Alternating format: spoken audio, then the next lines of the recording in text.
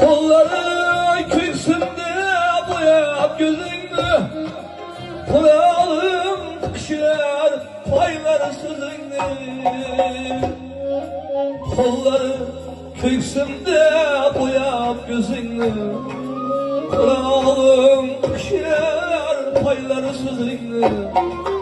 Yemağını çıkarıp yere özünü, etrafın oragem ayağlar azmı. Yığılasın külüşge ayağlar azmı. Yemağını çıkarıp yere özünü, etrafın oragem ayağlar azmı.